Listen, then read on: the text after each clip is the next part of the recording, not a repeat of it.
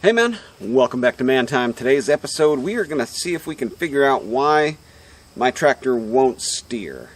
It's been doing this for quite a while now, maybe as much as since the end of last hay season.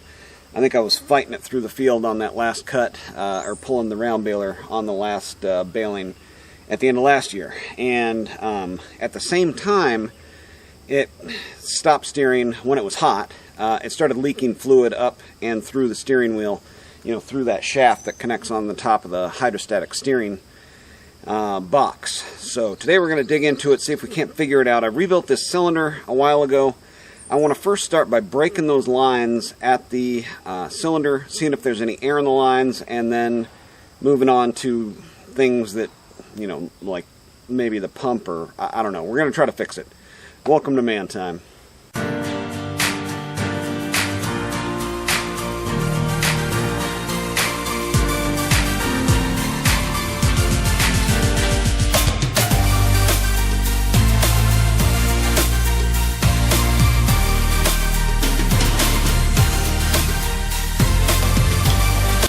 So this tractor has what's called a hydrostatic steering system. And matter of fact, it's the same system that's on my backhoe. There's a hydraulic pump driven by the belt up here. And I may need to take this cover off, but it runs back here and goes into a soft line and then back into our hydrostatic steering control unit back here. So this is a pretty common way to have a steering system, right? I think even my mower has a similar system on it. And you've got a couple hard lines coming into a cylinder right here on this side of the axle. Single cylinder operation, but you can see the hard lines under there running back and through. Now, I rebuilt the cylinder. It's got new seals in it. This one was leaking real bad. But basically, it's always had a problem with the steering and or pressure for the hydraulic system. The loader system, extremely slow. And it's always kind of done this. When it gets hot, it has a problem, with the steering.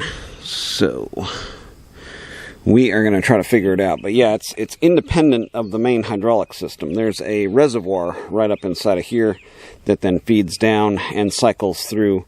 It's kind of a two-piece pump system there. One pump side supplies the main hydraulics, which is all this stuff, and back there for the 3-point. And then the other side of the pump supplies just the hydrostatic steering system.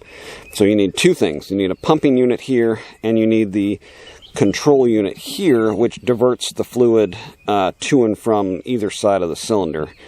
And I just can't see this being the problem. And if it was the problem, I'd be in real trouble, because the dealership says they can't get a replacement steering system, but they can get a new pump, and I may have to go that route. And we saw in the last video, the replacement for that is for a different model. It's a Series 5 versus this is a Series 4, and it doesn't exactly fit or work. So hopefully it's either that, or it may be as simple as air in the lines. I'm going to break both of those lines loose with these wrenches right here, and we'll see if that there isn't some air in the system or something.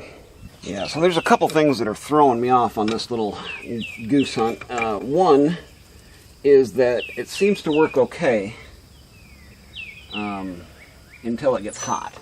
And then once it gets hot, then it doesn't work as well. So, I'm fairly sure the temperature of air doesn't affect the compressibility of it.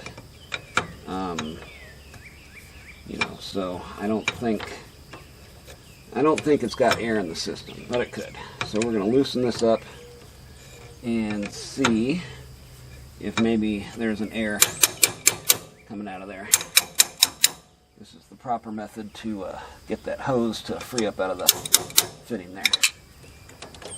There we go. So when I'm pushing, let's see here. If fluid is coming in this side, right, it's pushing the cylinder this way, which means it's turning left. So I'm going to turn it left without any power on it. Yeah, and fluid is right there. Right? I don't know. Can you see down there? Ah, shoot. Yeah, okay. So fluid is right there. As soon as I turned it left, boom, fluid's coming out. So there's no air in that part of the system.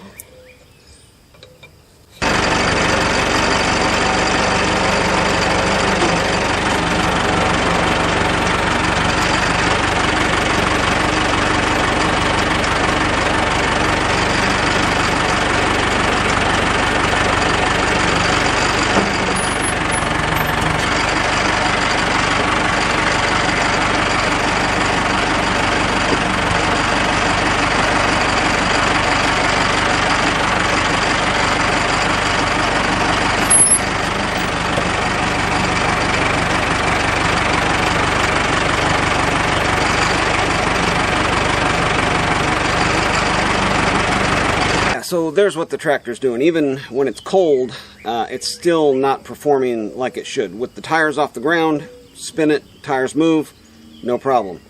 Tires on the ground, tires, not making their full, directional turning. And it gets worse when it gets hot. And it's pretty much unusable at some point in the day where it gets too hot. So let's look over all of the components, show you the inside. There's a reservoir and a filter. We've already talked about the pump and then the hydrostatic unit. Let's take a look at this reservoir, and there's a filter in there. I'll show that to you, and then we'll see if maybe we can figure out a way to fix this thing. Yeah, like I said, this has been kind of an ongoing problem. And right there is the reservoir. You can see the return line and the line going to the main pump. Right out of there, and right under that cover is the filter, and then the cap just behind it there is going to be the fill cap with the level indicator on it. So that goes down to the pump. Pump goes to the hydrostatic unit underneath the dash there. All right, well, with the side cover off here, we can get a better look at the pump, and from this side of the tractor here, passenger side, you can see up here is our reservoir with those two caps I was talking about. That again feeds down and into the pump, and the pump is right here. Let's back it off. So you've got two sides of the pump. This side here, which is for the main tractor hydraulics, and then a second half back here, which then supplies the hydrostatic steering through this right here.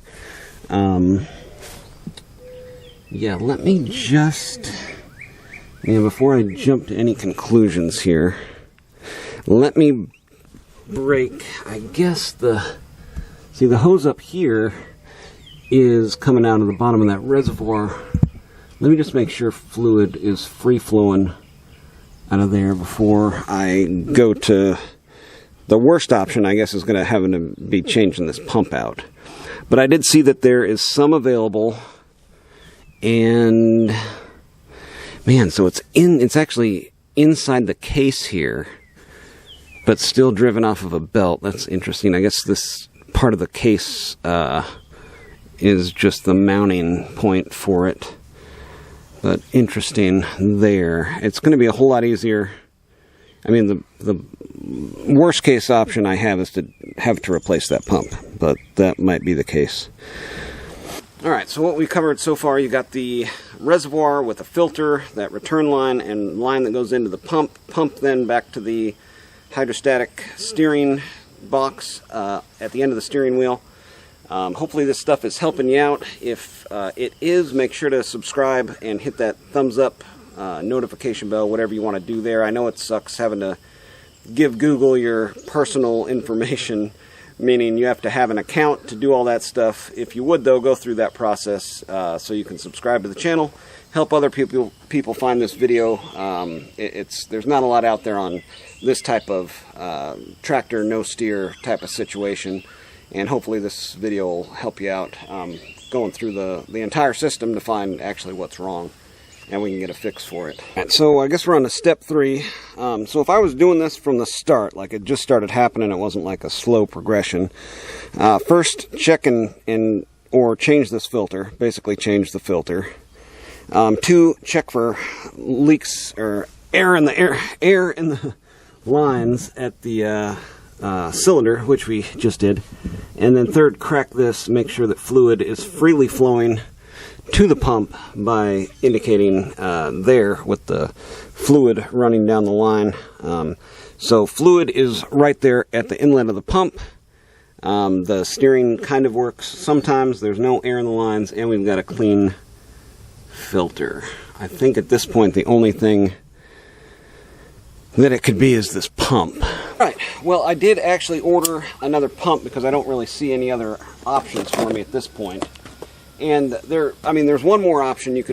It looked like there was a port on the side of the pump on one of the fittings where you could hook up a pressure gauge, right? And there's probably a pressure spec that you're supposed to be seeing coming off this pump, and you can check it that way. And you probably should if you're not a shade tree mechanic like me, and that way you can determine right there if you've got pressure. But it seems a little difficult. You've probably got to block off the line further down the line to see the full pressure, and then have it at our, anyways. It doesn't take a genius to see there. We have a major problem, right? Either it's not, we got gaskets. Either it's not pressurizing, or there's serious blow-by in that hydrostatic box unit. And there again, if you missed the last video, that hydrostatic unit was completely off the tractor, completely apart. Did a seal kit for it, and nothing looked like it was bad. All right, so this comes with a gasket. Now, if you're buying Mahindra parts online, chances are it's going to come from Rubicon. And so far I've had pretty good luck, although the communication and customer service isn't fantastic. But I bet they are just really busy, because looking on Amazon and eBay for a lot of these parts that I need, Rubicon is, if not the only supplier, one of very few that come up. So I've ordered a few things from them, to include a gasket set for that hydrostatic steering unit. That came and was correct, although in the meantime I went and I took the pump down to my local shop, got the gasket set for $20 versus $60 from Rubicon. But I think Rubicon is basically the only one selling that kit, so if that's your only option, that's just what it costs. Yeah, they took care of me on that hydrostatic steering unit that was a 5 instead of a 4. Actually, Bezos took care of me on that one. I got no response out of Rubicon. But here is the pump, again coming from Rubicon, and it was, looking at it in the picture, it's like, man, is this thing really going to work?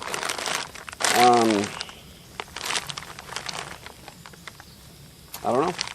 I guess we'll find out. So you've got, let's see, 4-bolt pattern. Looks like going into the side of that block, and it looks like, it's got nice thread protectors on it, all that good stuff. But yeah, get a pressure tester, and you could just probably hook it up to the outlet side of this pump, and check your pressure that way. But I don't think I have the manual for this one. I don't think I do. I don't think I could find one. I bet I could get one through Rubicon. Anyways, QC passed, tested okay. Let's, I guess, just try to get this thing installed in the vehicle. Looks like I'm going to have to take my exhaust loose to really get in there. Of course, take the hoses off of each side. And with hard lines, you need to break it off at the pump and then wherever that line ends, so you can kind of jostle it out of the way a little bit. That's the easiest way I've found to do it.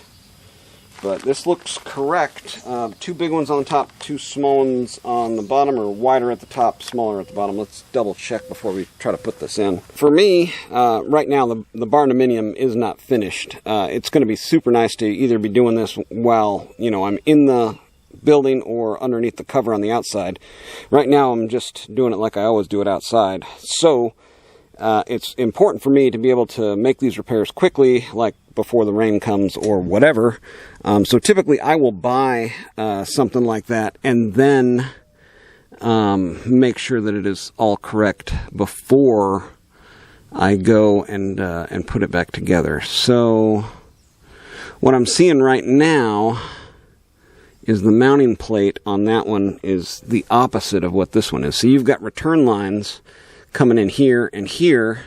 So the inlet side is going to be, so you've got inlet, outlet with the smaller side here. Let's just double check that real quick. This should be inlet, and it's not. This is opposite. This should be outlet here, and it says inlet. See right there? Inlet up. That's this. So if I was looking at this on the tractor, this would be, see, this is the wider side here. I think I'm going to have to pull this apart and rotate it around because the inlet is not in the right spot. It looks like that's how it is on the tractor. Let's take one more look. 40-27, 40-40. So yes, two different pump types. Outlet, two smaller holes there with a plate. Yeah, so this is my outlet, but it's labeled as inlet. So it's not just, well,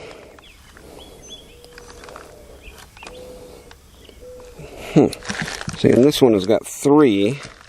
This one has got 2. I mean, that's not the inlet, though. Maybe they just put the inlet marking on the wrong thing. Because, yeah, up here on this top one, that is 3 holes. You might be tempted here just to start, loosening hoses and taking stuff off of the pump, but this exhaust is like right in the way, and if you've ever worked on exhaust bolts, these are probably stuck on there. Been soaking down with PB Blast for a while, and maybe with this stubby we'll have an easier time. Looks like there are 13.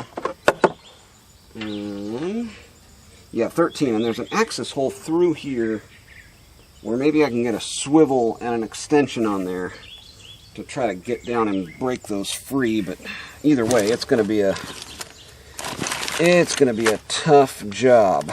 Even though it seems like it's a little counterintuitive, right? You're having to work a little bit harder on the front end, but you're going to make it easier for yourself on the back end. If that makes sense.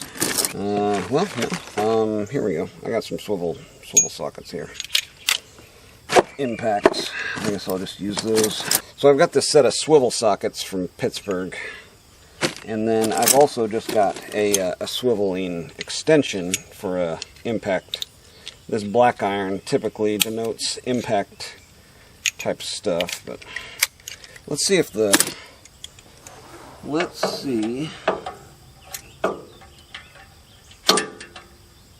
12 volt is going to do the job or not. Fairly low expectations. You know what? Let me get my new one. This is my older one. It's the bigger old model, DCF 813. This one may not do it, but I've got a new one that's a stubby that has more torque. Let's try that one. So this is actually a pretty good opportunity to see the difference between the old one and the new one and see if it's hype or not. Now, one thing, the new one is a stubby, but it's also fatter, and in this case that might be a downside, but we can see if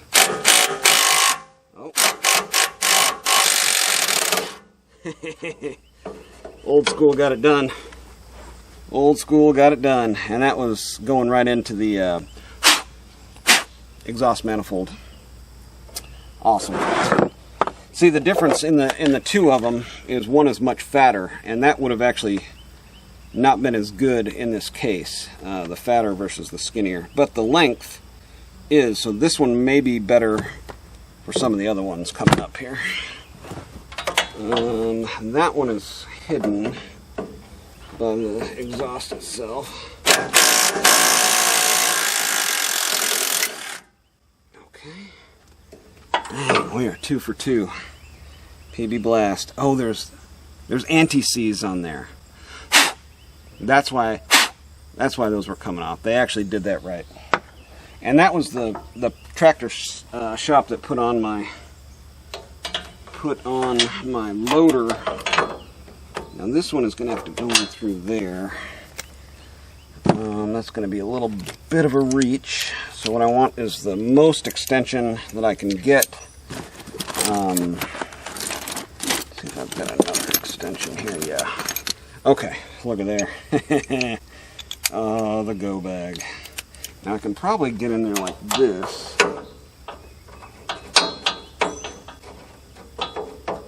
Yeah. Yeah, that's on there. Okay, let's just try this one for fun.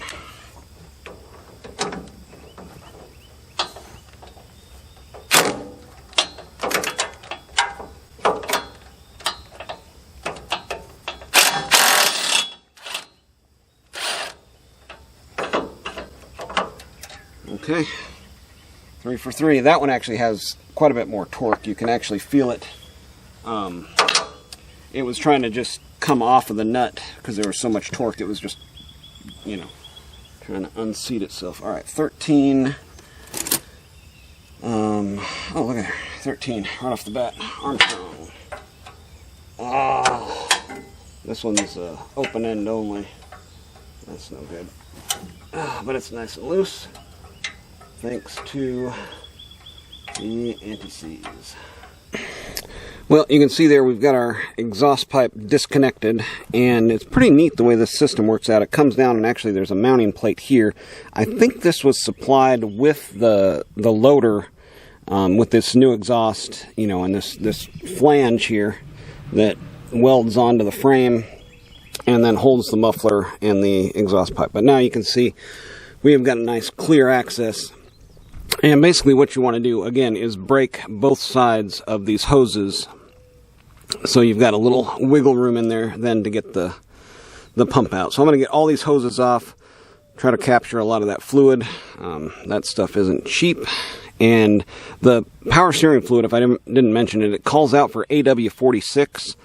But if you live in the South like I do, 30 weight hydraulic tractor oil, the typical stuff that I use, O'Reilly premium tractor fluid. It's a little bit thicker and actually makes for better operation in the summertime. So that's what I will continue to use. If there's a question on, you know, what type of fluid is best for the pump, maybe stick with the AW46. But several of the people on forums and stuff say, you know, for hotter weather in the summertime, using 30 weight is just fine and probably actually better as far as being able to, you know, have better viscosity in the heat. So one thing I'll do if I can is use something like a turkey baster like this to suck the fluid out of the system. But I have never found one of these that works and like actually sucks and holds. But what I found is, pro tip and a hack here, use a zip tie right around that, and it actually does hold.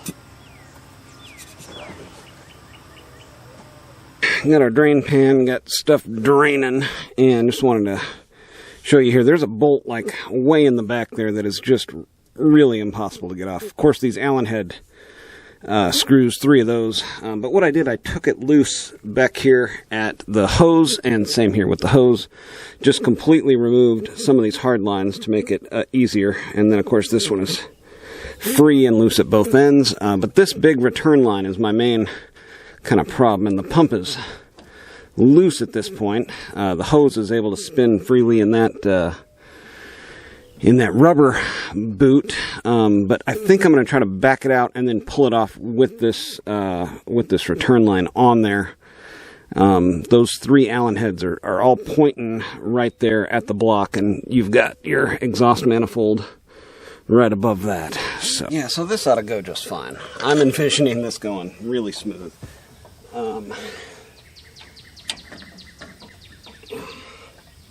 So that's able to move. How is this connected here? Oh, it's got kind of a Lovejoy fitting on it.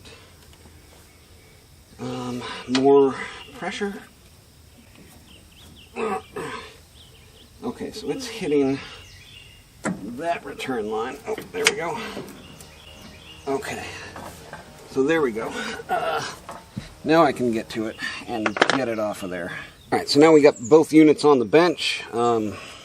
Chances are you're not going to be working on this exact same model, so I skip over some of the stuff that only applies to specifically this tractor, the Mahindra 6000 four-wheel drive.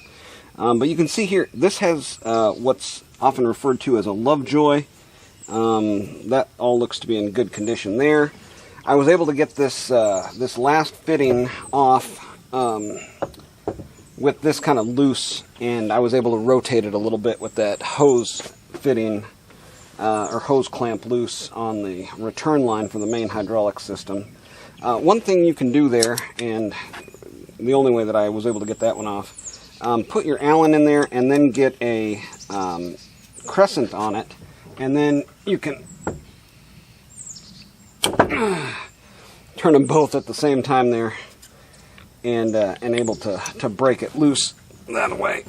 Man, that one just barely came loose before it twisted the Allens clean off of this Harbor Freight one. That one it's loose. It is loose, and you can, and I'm going to. What you should do with your Allen keys there when they get a little worn like that is take it to your grinder and dress it, which is basically cut back to where you've got some fresh points on that Allen, and that's what I'm going to do now.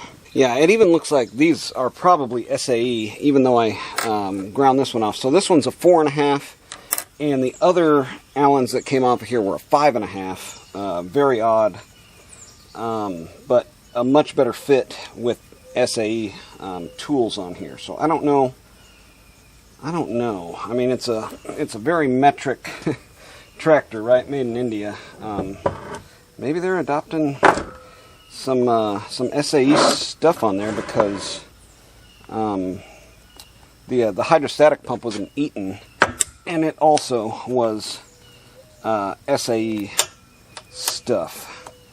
So there we go. SAE for your Allens on this, it appears. Interesting. There. Okay. It looks like these are a banjo style, so I'm just going to take one off, put it on as we go here. But I'm going to clean and spray all that off. Probably take this O-ring out of there and see if I've got a replacement for that. Right, there's a few inherent problems here. One, it doesn't look like this is an O-ring. It looks like it's a flat washer. And it looks like if I try to pry it up and out of here, I'm going to do some amount of damage to it, although I'm getting pretty close.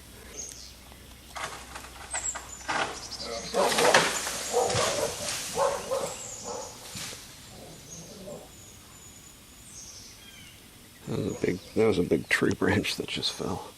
Yeah, if you've been watching the channel, you know I've got a big dead tree in my backyard that it's shedding its dead weight. Ooh. Okay. There we go. Yeah, it is. So it's a flat washer.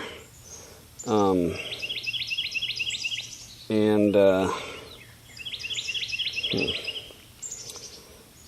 I don't know if I'm going to be able to breathe any new life. Maybe if I flip it around, it'll give it a little extra life. Have to swap over this Lovejoy fitting. That looks like it'll be pretty easy, though. Let's just do that next, huh? All right, probably the best way to get this off of here is going to be with a drift. I don't have a drift readily available, so try with this. You can also use something like a punch. Yeah, see, now I need to come in from this side. So a while back I was able to forge some different tools out of some sucker rod. So this is one that I forged. Well, not too long ago. But anyways, this is a drift, right? Just a long tapered deal. And you basically want to drive one in from either side and have tension on both sides of this thing. There's nothing, right? There's nothing holding it on here at this point. It's just a tapered shaft. I guess a 3-jaw puller. Yeah, a puller would probably be the way to go, but trying to get it locked in. Ow. Oh, that just cut me. That's nice. Nice and sharp. I'll try this. If it doesn't work, I'll go to a 3-jaw puller and get a Band-Aid. Okay. Just like that. Or SAE hardware on here, oddly enough.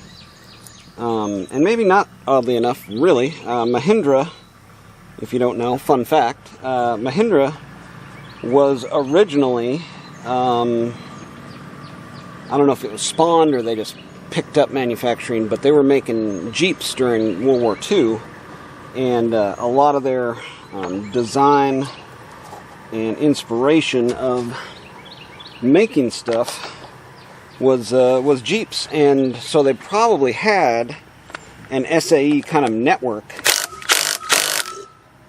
set up, and now they just use SAE stuff because that's what they had and that's what they got, you know? Pretty cool. And let's see here, let's bend one of these over.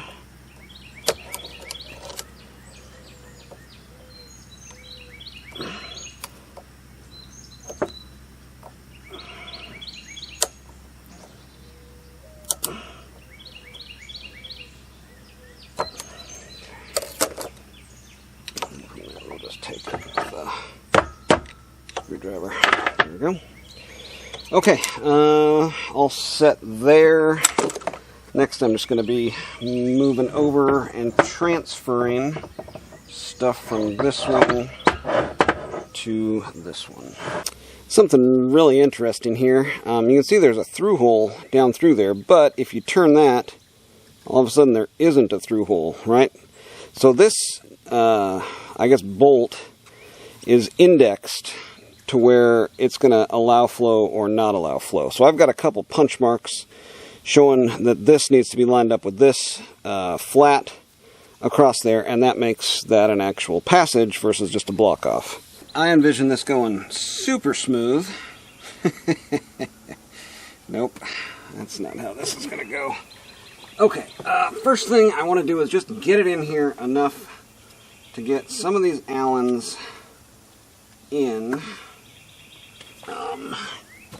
Probably be a good idea to put fluid down there. I am not that prepared. Let's see if we can get this thing hooked up. Now it was kind of just sitting in here like this.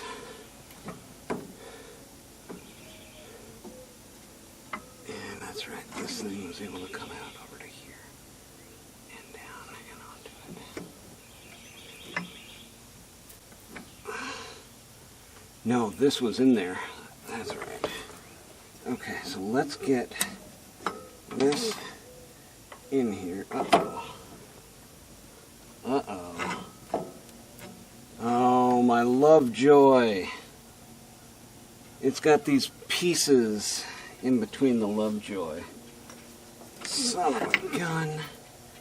Oh, it's destroyed. It is just destroyed. Yeah, see here? That's the pieces of the Lovejoy that are supposed to be one piece inside of here. Just destroyed. Yeah, so these are going to sit like in between each one to act as a cushion. And without these, it's just metal on metal. It'd be rattling around. I need to get a new replacement one of these in order for this to work. Well, I got another package from Rubicon. I've started to use them just because the shipping is so darn quick. It's like literally 2 to 3 days. And this is the spider gear that was just all of the pieces that were coming out of that assembly. And I guess it just fits right there like that on the pump. And now we can go back into the tractor with that spider gear on there. Let's do that. Alright, here again, I just expect this to go swimmingly as we leak oil out here. The easiest way is just going to be to manhandle it in here. And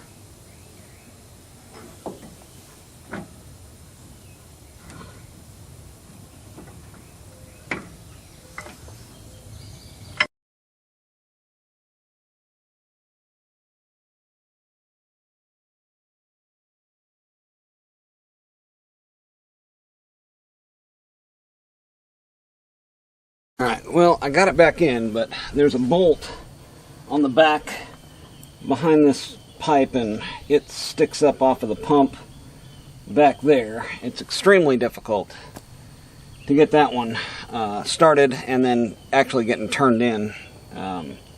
Very difficult. But here, I've got the banjo bolt lined up with this port, and this is off, right? So I'm going to have to take this off and see if I can't get this bolt to line up with this, you know, where it's actually passing fluid through. I don't know if I started it maybe on the wrong thread. It seems like it'd be 100, I don't know. That might have been some of the reason why it wasn't working the greatest in the first place. The other option is to bend this a tighter 90 here and then less of a bend here to get it to stretch over and maybe hook on there. I don't know if that's supposed to be restricted to reduce the amount of flow or what the deal is there. I doubt I would. I mean, these big tires need all the pressure they can get to steer effectively. So anywho, I'm gonna keep working on this. Alright, well, I got the new pump all installed there. One of the most difficult things there was to get the system bled. You basically need to, of course, refill your reservoirs and then break the lines loose coming into and then out of the pump, making sure that fluid's flowing first into it and then out of it, and then it finally starts working. Of course, you've got air in the system, you've got to bleed all that stuff out. But let's do a little functionality check here and see if the steering isn't acting a little bit better. If it's not, then we know at least it's not the pump, and I've got to get back in there, figure out how to maybe adapt that new hydrostatic steering deal to make it work.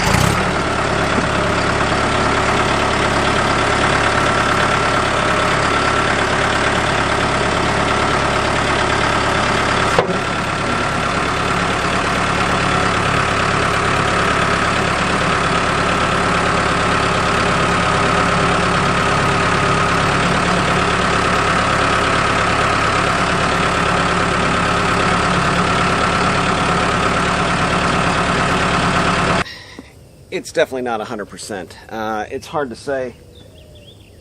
I mean, it seems like it's basically doing the same thing, and it gets worse when it gets hot. And the unfortunate thing is the line from the pump going to the steering motor, it runs right by the exhaust, so it gets hot like pretty quick. When we did the loader system on here, the exhaust went from coming up to then coming down and out, and it like runs right beside the engine and right beside those hoses. So it is not ideal for the heat of the oil for sure. Yeah, I don't know. Well, anyways, that's gonna do it for today on Man Time. Get out there, have you some man time too.